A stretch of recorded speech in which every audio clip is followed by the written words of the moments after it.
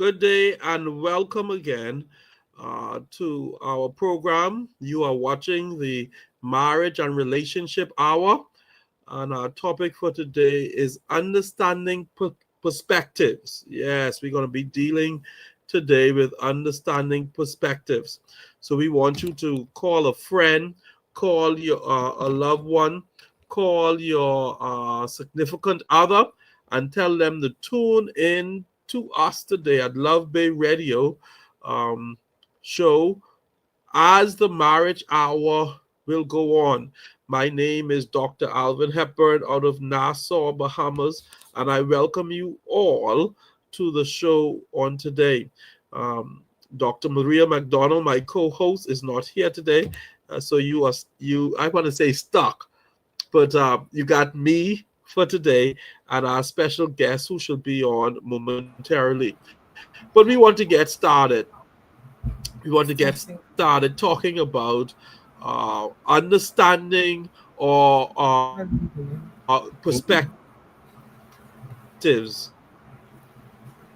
different perspectives in marriage. So we want you to tune in. We want you to hear what we have to say. Andrea Sainvill out of Nassau, Bahamas. They should be in momentarily. And then they will be adding their 2 cents to this interesting topic today. Good afternoon, uh, Mr. Sainvill and Mrs. Sainvill. How are you today? Doing good, doing good. We're doing great. Okay, welcome again. It's been a minute. Yes. It's been a while. Okay, but it's good to have you with us on today, and we have an hour to try to see how we could make sense with this topic on perspective, and understanding it, and how does it relate to relationship. So I want you all to give just a brief overview, introduction, and then we just jump right into after your introduction. When we think about perspective, what comes to your mind? Do Ladies the first? introduction first. Okay. Well, my name is Diandra Sainvill. Yes. I have been married to Trenton Sainvill for about 12 years. Yep, about 12 years. We'll be celebrating 13 in Oh, praise the August. Lord. Yeah, God has been good. We have three beautiful children, and we attend Yahweh Worship Center here in Nassau, and we are the leaders of that marriage ministry that goes by Three Chord Marriage Ministry. We've been there for a little over a year now, and God has been good with blessing us and connecting us with different people from different ministries all over. Yes. Good stuff. Yeah. I hope that covers all the bases. From my understanding of perspective, from my experience, what I could talk about is it can get confusing, because I looking at a Wow. situation one way, and I'm assuming my husband is also looking at it the same way I'm looking at it. But that don't be the case. Not until we communicate, then he'd be like, "Oh, okay, now I see, now I Mhm, understand." But when mhm. it's only one sided, and then sometimes you get mad, like, why you seeing it? You didn't see it, you didn't understand it, and I realized you have to communicate along with, so the next person will understand your perspective, and not that you're Mhm. wrong or you incorrect or even you right, but without that communication piece, perspective can ruin a lot of relationships, or Yes. even marriages. Okay. Brother Sainville, what is your take? My take on perspective is that you have to get to know the person. You have to get the Carfax because their history or where they came from, that affects their perspective. How Hmm. they grew up, that affects their perspective. Which church they're in, who they listen to, who their friends are, all of that could Hmm. affect perspective. And get to know the person so that Hmm. you could kind of see where they would be coming from. Because when different problems arise, she is gonna look at it differently than Yes. how you would look at it, simply because of the traumas you've been through, the experiences Yes. versus the experiences she been through. Mhm. So it, like you say, it could get confusing because you just can't see how they could see it from that perspective. Mhm. And it gets frustrating because they can't see how you could see it from that perspective. Mhm. So if you don't know the history and where they're coming from and who that person is, and as well as you need some understanding. Mhm. It'll always be a frustrating battle. Okay. Powerful stuff. I want to start us off with this statement that I hope you're all ready, because we're gonna dive into this statement, Okay. and I want to know your initial understanding of what I'm going to say now. I think I've done this to you guys before, so this ain't the first time you all are hearing this statement. So but let's see how it goes with our audience. Mhm. Okay. This is a famous statement that is made. It says, "A woman without her man is nothing."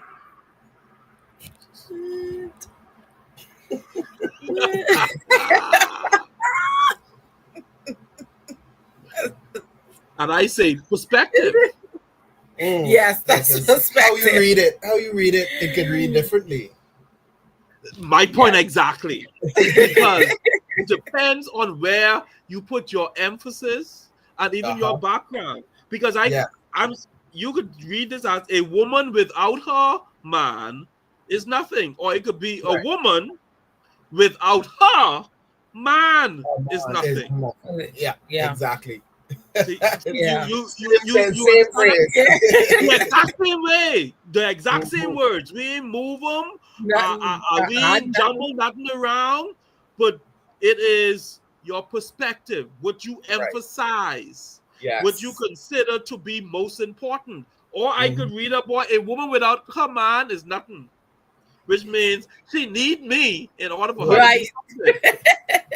But you can say that in such a way that he needs her in order for him to be something. Right. Right. So how do you see it? How do you read it? And Trent, you hit the nail on the head. You start out swinging when you say, yeah, but your background, your trauma, the things that you've been through, all affects what how you respond now. Right. Um, Yes. So let's talk about that. And then we want to spend at least the last 10 minutes. So let's not get too carried away. Let's spend about the last 10 minutes helping our audience to know how they can overcome and how they can deal with these perspectives. Because Tanya and I both see the same thing, but we're looking at it different. Yes. Yep. So how do y'all deal with that? I'd give an example. Who wants to go first? Let's go with Trenton first. Okay. Okay, for instance, I could walk into the bathroom. Let's say the bathroom. And I could say this bathroom looks clean. And my wife could walk into the same bathroom less than a minute behind me and say, this bathroom needs to clean. Yeah. So the question was, how do you deal with it? Depending on the severity of the situation, the situation is simply the bathroom needing to be clean. I would say, well, what needs to be cleaned? What do you see that I don't see? Yeah. And that's where the communication comes in. Yeah. Because where you feel there's nothing wrong, there may be something wrong. Yes. From her perspective or from my perspective. Yeah. It could work two ways. So you need to talk, listen, and then it's how you communicate as well. Because just saying it could also cause a problem. So how you communicate it is very important. You need to basically kind of negotiate and be kind of calm-headed about it and don't speak in your feelings. Yes. You see? So that's that. At least that's how I deal with it. And I think the most problem, if I hear anybody else have the same problem, the issue would be how it's communicated, where the other person feels belittled, or are you trying to call the other person stupid for not seeing what you see? So that's important. Yeah. Boy, you touch a nerve there. Because at one point I was like, I am not cleaning the bathroom. I ain't cleaning nothing anymore. Because I would clean and Tanya will come and she would be like, so when you can clean the bathroom? I'm like, I just spent 2 hours in that bathroom. What you mean when I can clean that bathroom clean? I don't need my food off of that toilet. I don't need it to be. I gotta see my face in that. It'll be brand new. You gotta polish all the faucets and stuff. And then I'll clean the fridge. I'll clean it, and she'll come and she'll be like, so and you say you're supposed to clean the fridge today? I did. What you talking about? Exactly.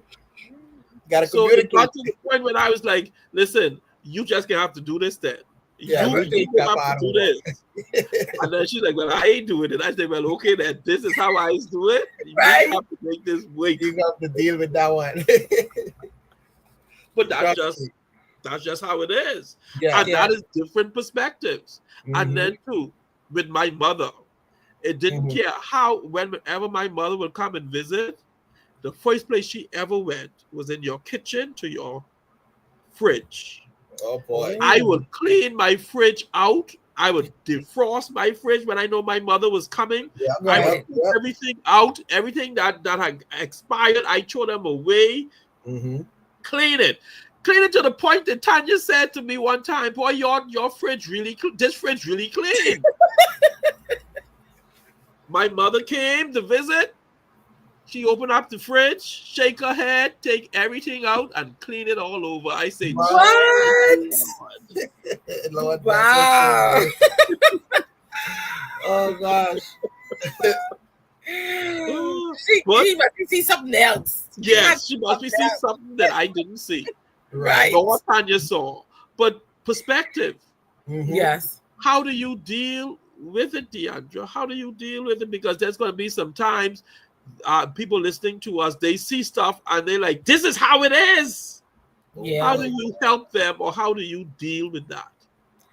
Lately, because I think I was one of them ones like started out like, how you want to understand or see from my point of view? I was like, I'm more like, I'm right.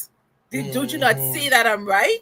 No. But as I getting to know Trent, and then I get to see how he was brought up, and his trauma, and then communicating my trauma, why I automatically jump, because that's what you just do. In certain situations, you automatically go to a defense, like a wall, or powerful. Get a decision because of something you experienced without even really breaking down what it is. So I lately have been trying to stop. Okay, let me think. Let me see or hear what he's saying, and then I could better say, well, I hear you, but I also feel like you should do it this way. Yeah, and you better do it. This is just another option that you could do. But I realize how that helps. You know, it helps us to don't react first. It helps me not to also react first, but to listen first and then respond. Yes. So I don't respond right away of what was said or what was done or what his perspective is, even because he's kind of entitled to it, because that's where he goes to, like that's where he jumps to in certain situations. So he's entitled to that. But once we then break it down and all that, and then we come to realization, okay, so maybe you were wrong and I also was wrong, but maybe us two coming together be like, okay, let's take this road instead, or let's handle it this way instead. Or the two of us could be right, but which one we're going to go with? Your perspective or my perspective? So communication, again, is key. And then just not responding right away. Like you said, you could come off and be hard, like, oh my God, that's what you did. And then you make the next person feel like, oh, I did something wrong. I say something wrong. When that is the case. or I dumb, or you treat me like a child. And a lot of those terms could really trigger persons into shutting down or resenting you. Yes. That too is powerful. Yeah, and you were saying something that is key. It is that you must try to understand the person, be sympathetic, put yourself in their shoe, that you could try to see it from their point of view. Because I could put up a picture right now. I know three of us could describe that picture differently. And all of us could be right. We are all correct in how we are describing the picture. It is what we view as important. Yes. And what we are looking for. So, Trent, talk to me while I find something to drink. Yeah, so it could be frustrating as a couple, especially as one starting out. Simply because I've heard a lot of people say that they don't want to forfeit their way, because they feel like they're compromising how they are to how they feel they're going to change if we agree on something. So that is be an issue. So what happens is we don't want to fall into that category, because actually me and the wife was talking about it the other day, and I was telling her that at some point you do change. A lot of people don't like that word change. That's what she said. She said people just don't like that word change, but you do change, and you change because of how you look at things, how you take things, how you carry on with how things come about. So yeah, that's gonna happen when I add anything to that. No, I think the word change is trauma for people because they want to be stuck in their own way. So I say, Trent, you might have to use different words like you evolving, you're going through a metamorphosis for people to be comfortable with it. But then you have to really look inside yourself and know that the change that you're doing is good, isn't to harm you or break you down and make you feel, or you're not a woman, or you're not a wife, or you're not a mother. No, the change is to make you that better wife, or that better mother, or that better daughter, or that better overall person. Yeah. So you can't take change out of your life or just stuck in your ways, because you have to evolve. We are species or creatures that constantly evolving, and you have to. And I think God created us that way. So true. And two, all of that comes from a good foundation in understanding that your partner is not here to harm you, but to make you better. Yes. And if you understand that your partner is your spouse is not your enemy but your friend, then you take those things in different. Yes. And you deal with it at a different level. Does that make sense? Yes, it does. Yeah, because too, when Tanya tell me, well, Alvin, you need to go brush your teeth. You can take it a certain way. I heard that's different than somebody walking, boy, your breath smell bad. You need to go brush your teeth. Now you are asking for me and you to fight. So when Tanya says it and how she says it, then I realized, boy, she looking out for me. She didn't want me to go out in public, right? Talking around people with stink breath, right? So she trying to make sure that I am the best version of me I can be when I go out, and that's in my mind. So whenever she was saying, "Oh well, when I was you, I wouldn't wear that shirt because it's a little bit too tight," and that So then I know, boy, but this is my favorite shirt. I know I need to go take that shirt off, put it in the closet till I lose some weight. I want to wear that shirt again, because it must meet with her approval. Yes. And vice versa. Before she walks out of the house, she says, "How do I look in this?" Okay. And all of that is perspective. I like it, but you tell me from your viewpoint. I'm going to teach in front of my class how you think this is. Is this, well, she's used some words that I can't use here. Right. But is this decent enough? Let's use that Right. word. Yeah. Is this decent enough? I would say, well, babes, you can be at the board. I think that's a little bit too tight. The guys are making me focus on the math, Right. on other things. So we can have those type discussions because she knows Alvin get my best interest at heart. Right. So I kind of think when you talk about a spouse, you need to find someone who trying to help you and not trying to kill you. Right. Exactly. So that also helps with perspective. And you know what? We didn't even tell the people what perspective mean. I think we just need to let them know it's the way you view things, right? Yeah. Simply. That's all. Simple. Your viewpoint, Yeah. your vision point. How because then, boy, think about it. I could look at a painting and say, boy, that painting ugly, eh? And then somebody come and pay $10 million for it. Yeah. Yes. You got to have it. And I'm like, you paid $10 million for that? For that? Yeah. Didn't somebody just bought like a ripe banana? Somebody he just stick a ripe banana on a canvas and somebody paid like $10 million for it. Wow. And I'm like, I got banana trees in my yard. I could stick plenty bananas on a canvas. How much you could pay me for that? Yeah, no. Perspective. Yes. And what people value.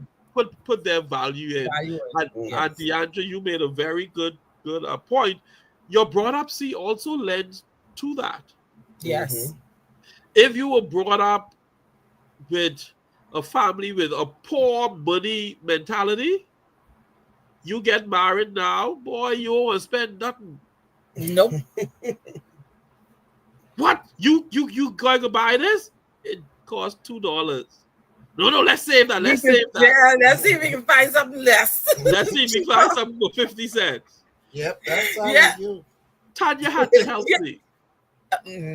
Tanya had to help me with that. Tanya said to me, she said, Alvin, you work hard for your money, you know. And you would go in the food store and you would buy them hot dog would cost 50 cents that you don't even like. But you want the hot dog, but you only pay $2.50 for the one you like because you think that's too much money. That's not far. I'm like, yeah, because I have to save for a rainy day. And then she's like, so when are you going to enjoy life? When are you going to enjoy the fruit of your labor? It ain't like you splurging.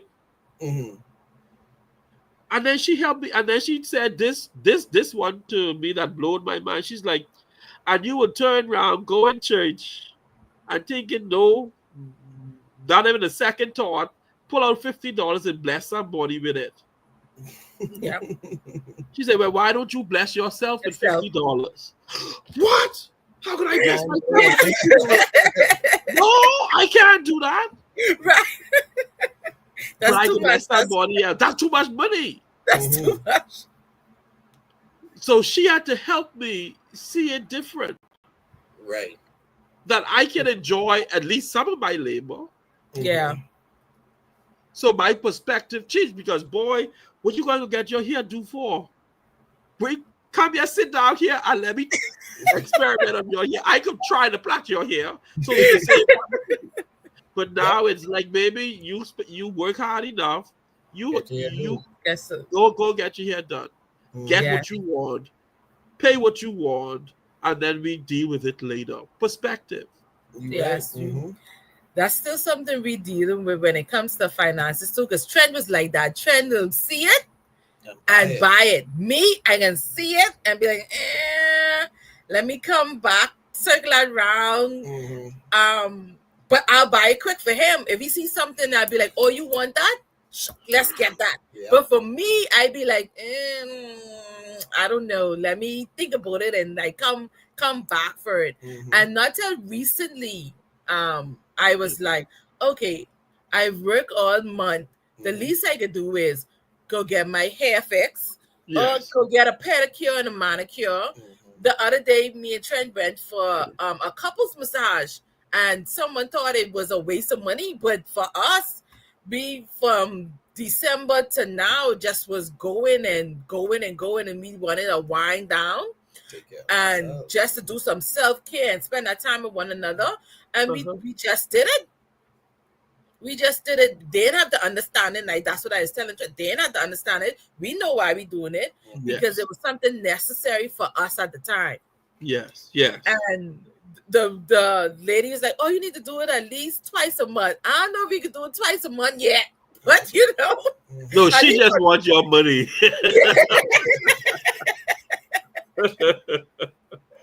But I really try to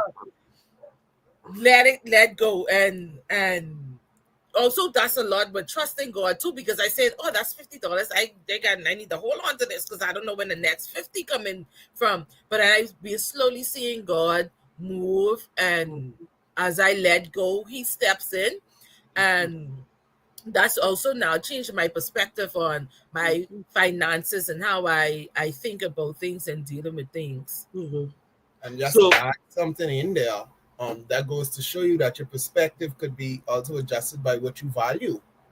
Yes, powerful. Because we valued that time to take care of ourselves together, while somebody's saying that they could find something more valuable. So that's why they didn't see the sense in doing it. So that also could adjust perspectives, and that could happen between husband and wife. Because where I would say, well, to buy that's only $100, while she would say to buy that is $100. Yeah.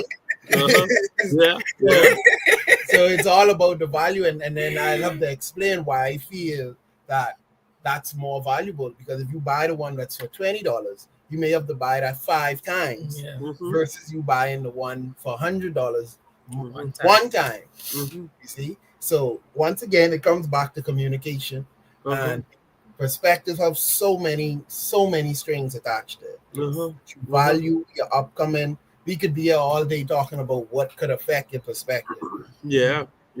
Because one thing Tanya said to me, she's like, "Alvin, why you going to go buy that tool that after you to use it for once or twice it break down? If you buy the tool," I said, "But you see the price on that? You see how much?" He's like, "Yeah, but isn't that going to save you time? Isn't that going to save you energy? And can't you use it for a long time?" Yes. I said, "Yeah." She's like, "Well, aren't you going to make the money back from it anyway?" I said, Yes. "Yeah, but boy, I know if I'm ready to spend that." We alike.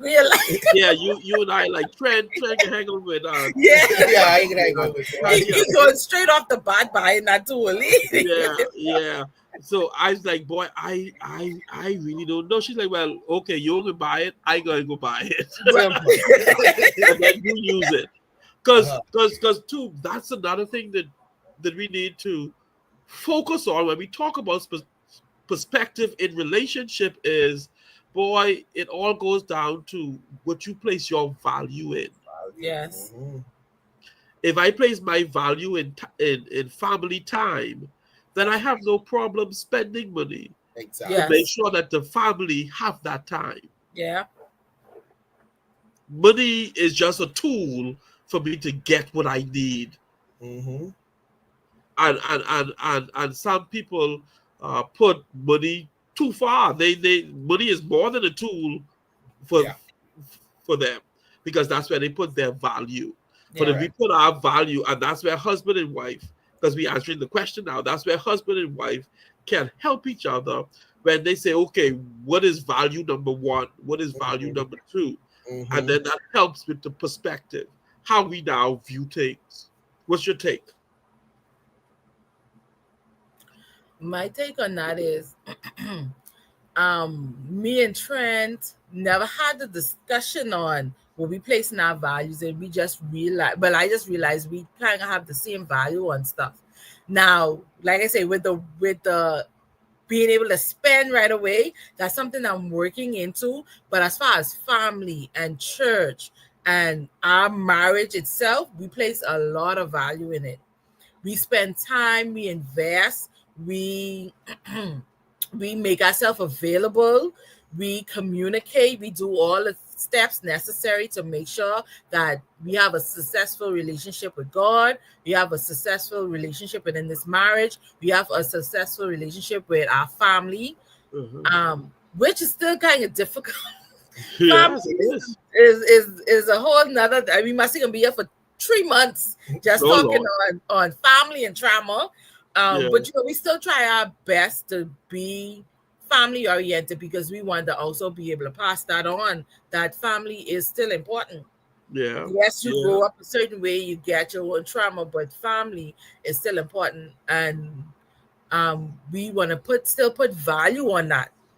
We don't want it to be washed away or forgotten. Yeah. We want And to put value on that. yeah, one of the hurdles you have to try to jump over, or one of the things you have to try to negotiate is, boy, when family comes around, because it is me bringing my culture that I was brought up in, and you bringing your culture, and we saying this is how we're gonna make these things mesh. Right. Then your family comes with the culture that you brought and be like, well, how that happening? Yes. One of my brothers, I know I told you all this story. One of my brothers came to my house one time, and he saw me in the kitchen cooking, and he saw me doing stuff, and he said, "What you doing?" I said, "What you mean? Your wife inside that, your wife in the bedroom, they're laying down, and you out here cooking? Man, you need to be the man. You need to put on and let her get up and get up. What kind of thing is happening?" And I look at him and I say, listen to me good. Right. How you run your house is how you run your business. Yep. Right. How I run this is mine. Right. It's not about to come here and mess up my happy home. Yep. You take that with you when you go. So there was a stance I had to take in that moment. And he looked at me and he said, "Oh, okay then." I said, because two, you ain't gotta stay here. That's true. That's true. But Tanya ain't going no way. Yeah. Tanya staying here. And if this is what Tanya and I decided we could do it how we decide to do it, and you can mess that up. Right. So see, he came in a different perspective because we grew up. My mother was in the kitchen. My mother cooking. Mind you, she taught all of us how to cook. But when we got of age, my sisters, I'm in the kitchen, they cooking. When we having big to do, they cooking, they do, and they prepare the food. They do all of that type of stuff. That's the culture that I came from. So that's the culture that he knows. So he brought that culture and tried to say, well, that's how. When I leave father and mother, I now sat down with Tanya and we looked at me and said, this is how we can make this work. Yes. For sure. Make sense? Trent? Yes. A lot. Add to it. Yeah, and that, like you said, that's the battle. When you have outside culture come to mess up your own culture. Yeah. You know, they oh boy, I wish I could remember the word with the British, they colonialize. Yes, you know, powerful word. When they come and they try to colonialize your little town, you know, because you already build up your own culture, because her culture and your culture, they mix together to make your own little culture. Yes. You have to respect other people's own. You got to understand what works for you mightn't work for someone else. Right. You have to respect it. You can't go into another person's country with the same laws from your country. Yes. You see? You have to respect the other person's laws because you're in their country. So it's the same thing. Keep your perspective to yourself when it comes to those things. Because if you see it working, then that forces you to go and fool with that. Yeah. If anything, that should shine a light on how you see things. Yes. So I can, for me to see other people do things differently, it only opens my perspective to how I treat my wife. Yes. You know, I don't cast any type of judgment or anything on other people.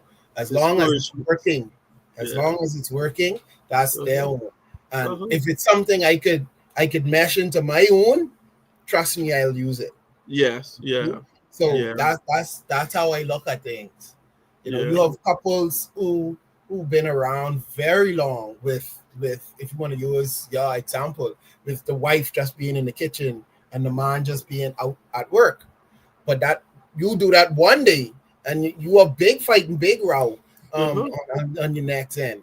And so your perspective needs to be communicated between y'all and let it stay there. Yes. All right. Don't let anybody else throw off what y'all two have working. All right. So y'all don't deal with that. If anything, y'all already passed that. Y'all even get back there because of what somebody else's perspective was. When you marry that person, it's just y'all two. Other people's perspective really shouldn't matter. Unless it's extreme cases of violence or something like that. Yeah. But when it comes to your happy home, who are you to tell me that my perspective is wrong? Yeah. You see? So I was having a talk with one of the brothers at church, and I was saying that you know, even the government shouldn't get too involved in married couple business. Yes. You understand? Yeah. We were talking about getting tested if what is it, pregnancy test, getting a DNA test before a child is born. But I say I feel that should only be given to people who aren't married. You know, because married people business is married people business. So that's how I feel. That's just a person. Yeah. Wow. Yeah. You know, so you need this. The government don't need to be in that. No. That's all. So, but if you ain't married, I feel that you should be tested. But that's a whole nother topic for a whole. Yeah. And that is a interesting topic. Yeah. Because boy, I agree with you. You want to add to that? I have another example. Me and Trent, we grow up with our families traveling during the summer, even some Christmases. We go away, we spend that time, and we travel. So we're bringing up our children. Our children had passport from their 3 months. Once they could have sit still and open their eyes, they had passport. So we had a family member made a comment saying, why we taking our children, like why we traveling, why are we doing that and still coming home, and you know you gotta work and you got bills and stuff like that, because the bills gonna be there always. That's one of those things in our culture that we try to keep, because I don't know, it's something different. Like when you travel, is another type of connection that we get with when we spend time with our children. At least I can only speak for us. Outside, we get to experience like different things with them, like carrying them to the zoo or carrying them to these different things to see that we don't really do here in Nassau. So we want to build up memories and make time for them and show them. That's one of those things, like putting the value on family. So that person, I said, okay, you could stay here and pay your bills and work hard and do all of that. That's fine. But me and mine, as long as God provide, we will be traveling. Yes. We will be going away because that's what we put our value on, and that's what we put our trust in God, that even when we come back, everything is going to be okay. And we've been seeing God work. We travel, we come back, we're okay. So just make another trip. It is just like the old saying say, all work and no play make Johnny a dull boy. Very, very dull, miserable. Miserable. And then lately too, what I've been seeing is there's a lot, like a high social media influence. Like if you want strong, some of these social media content creators will really get you thinking that, oh, that's how marriage is supposed to be, or that's what you do, and that's how you treat your husband, or that's how you treat your wife. And you have to be strong within yourself to know that, okay, they're just making this for content and to get money. Because in the reality of it, that ain't gonna fly like that, and that ain't gonna work like that. And that ain't how God have it set up. So we gotta be careful about what we see and what we watch, thinking, oh, let me adapt that into my marriage. No, that's not for you. That's not for you. Yeah, not everything you see is for you. Exactly. And the foundation must be solid. And the So have to foundation, be. yes, and the foundation have to be I know you, you know me, and this is where we go in. Yeah. Let's take what's happening even now in my life. Tanya and I, we decided years ago that we were gonna add on to our house. Mhm. Right. So in order to do that, we said we have to sacrifice some things. We're not going to do vacation for a good while so we can get the money because we didn't want to go to the bank to Right. borrow money to do our house. Okay, good.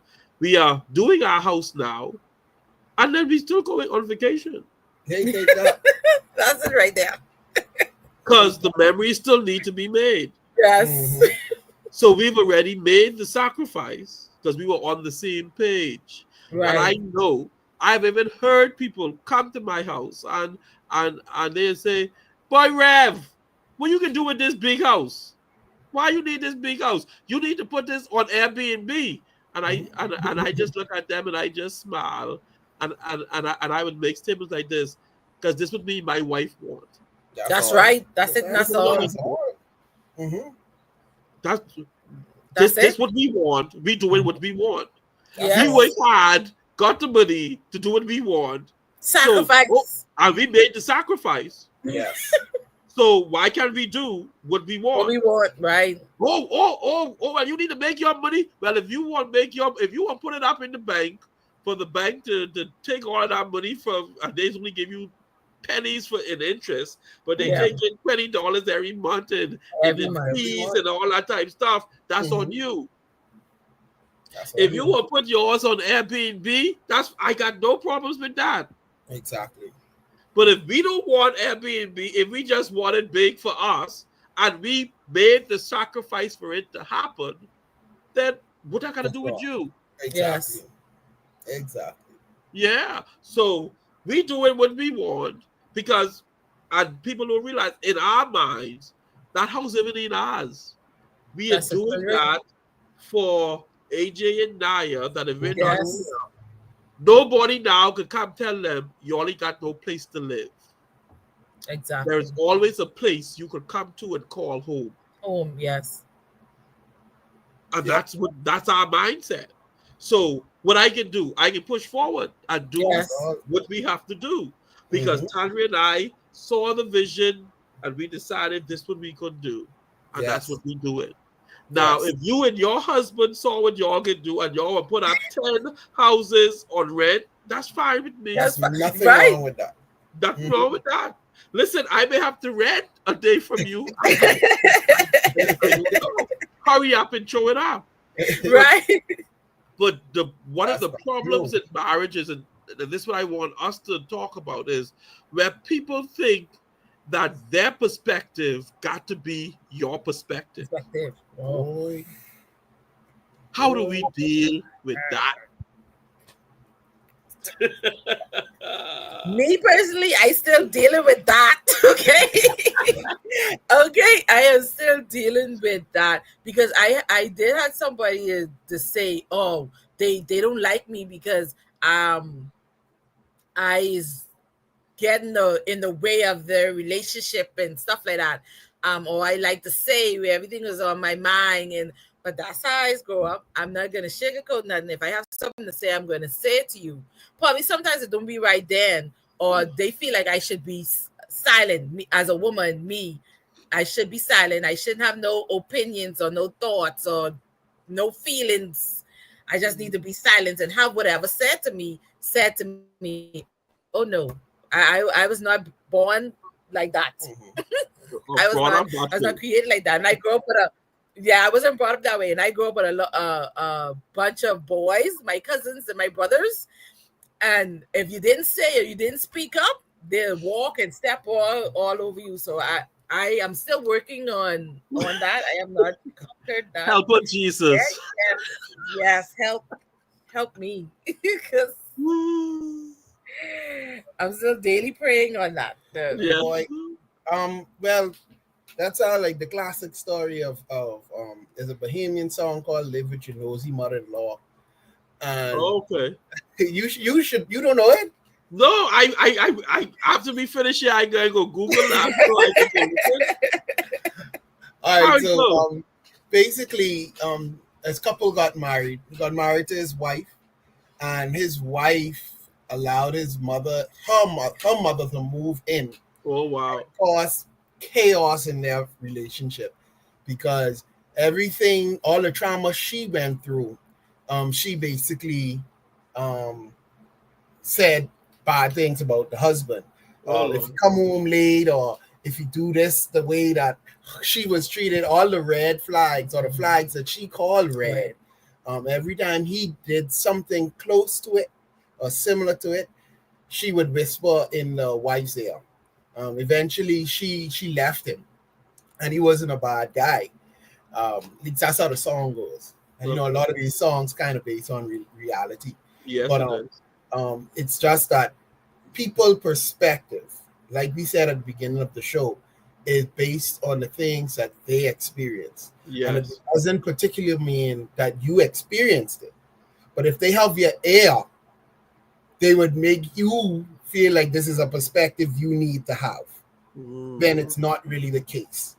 And you could find yourself in a situation where you give up a good thing because of somebody else's perspective, and you don't want that to happen because you have to go with what you feel, how you communicated to the person, the things that the person did, and the trust that you all two already built. You can't let somebody who haven't built that kind of trust with a person tell you how to live based on their experiences. You see, and that could ruin that has ruined a lot of households and marriages, and we don't need that. Yeah. We don't need that. We need to communicate with one another. Me and Diandra, it's me and Diandra. We don't even let our children say anything from their perspective. Yeah. You understand? If me and Diandra have an argument, that argument is between me and Diandra. We don't even want to tell nobody else anything, simply because people like to give advice. Yeah. And their advice will only be based on what they experience. You see? Because you could have somebody, you could go to a situation where you're kind of confused as far as where you want to go or if you want to continue. And if you talk to somebody, oh yeah, you might as well leave her. You see things like that, you gotta leave her and things like that. But it could be saved. It could be saved. So they messed it up. Yeah. You see? So you have to understand that your perspective and her perspective needs to be guarded and it needs to be communicated. Yes. How you communicate it, right? It comes back around. How you communicate it is very important because we want to make it work. Yes. Those other people, when they give their perspective, their end goal is not to be with the next person, unless it is. Yes. But, their end goal isn't to be with that person. Your goals are different. So how could you tell me what to do if our goals is different? And you powerful. You don't even need that kind of negativity in your life. You don't need that. Yeah. That. But it's good to have different perspectives, and you could take them into consideration, but don't let them define your next move. You can take them into consideration and choose those people properly. Yeah. It reminds me, Trent, as you were talking about this movie that I watched years ago. I can't even tell you what the name of the movie is, but the gist of it was that this guy was very shallow, and he only dated skinny, model-like shaped women. Okay. Yes, and he was in this elevator with this man, and he was telling him, "Well, I will never date a fat woman." Blah blah blah, all kind of things he was saying. So the man hypnotized him.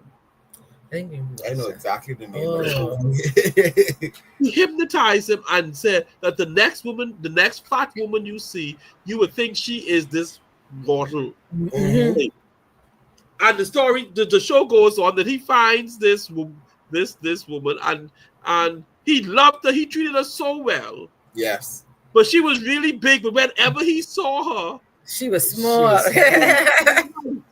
And his supposing to be best friend was like, what you changed night and day because you don't go on with Big Plus or whatever you call them, because I would say you don't go on with those size women anymore, or you don't go with those type. You disgust them. What got me with that movie was when his friend was able to break that spell or whatever, curse, yeah. hypnotize him. He asked him this question. He said, "Listen, I enjoyed the relationship I had with that woman. As my friend, why you think that you should have allowed me to see her different? Why didn't you just love me or say, let me do what I was doing?" Right. Because that was the best relationship. Because his life was, the women that he was chasing, they all treated him bad. Yes. Only this woman was treating him good.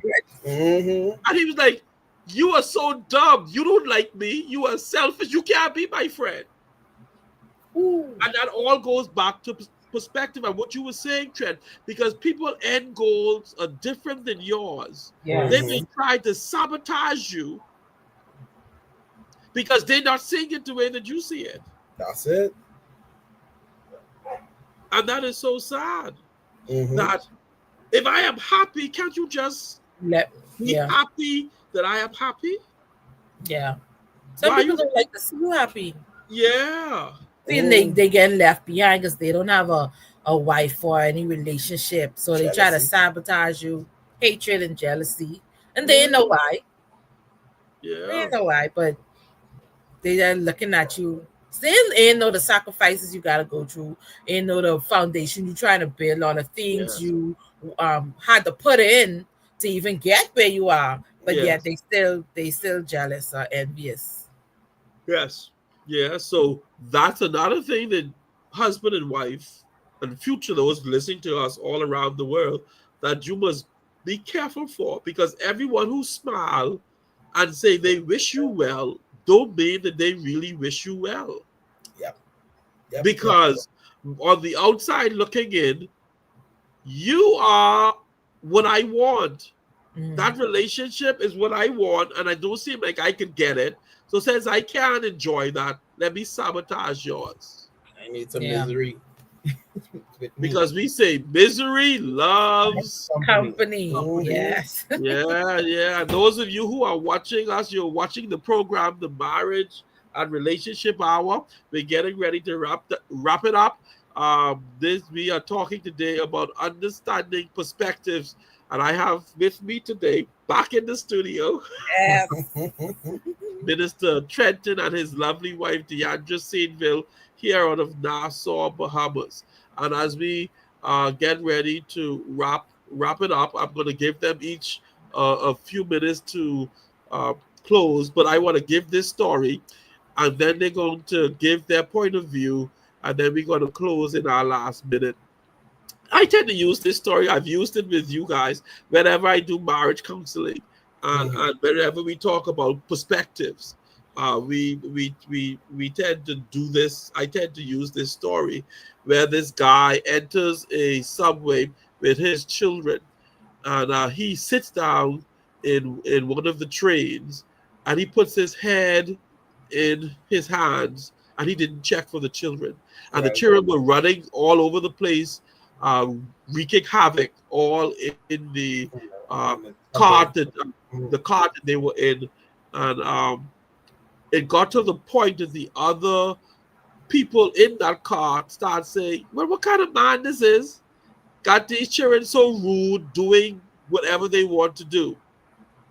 And the guy sitting next to the gentleman nudged him and say, "Listen, you need to bring your children under control because these children too rude.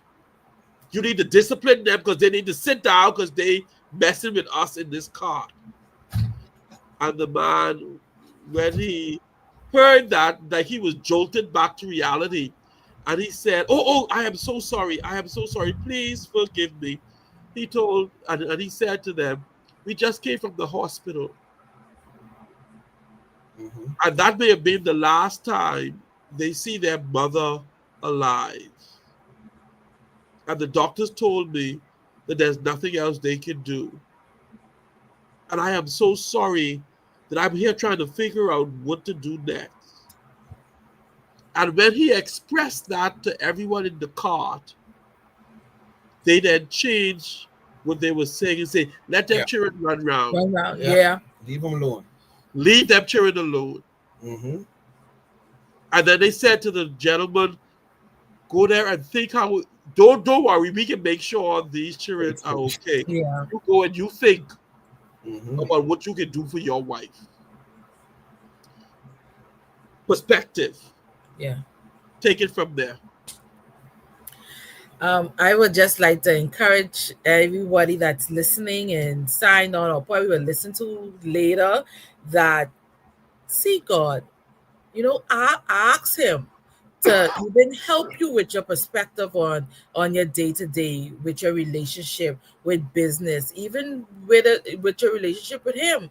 Let you not move from a place of hurt or trauma or how you were brought up, but let you be able to move and see things how they need to be seen, so you could be able to better analyze, better come to a better conclusion or outcome, when at first you would have fly off the handle and get mad and throw a tantrum when it could have been something so easily fixed or so easily addressed. But because of your perspective and your trauma and how you were brought up, you were blinded by it. So I would say seek God in every move, even the smallest thing. If it prick at your heart in any kind of way, ask him for help, and he will help you. Yeah, and just to add to that, of course, nothing surpasses seeking God, but seek understanding as well. You have to understand each other, and you have to understand where the next person is coming from.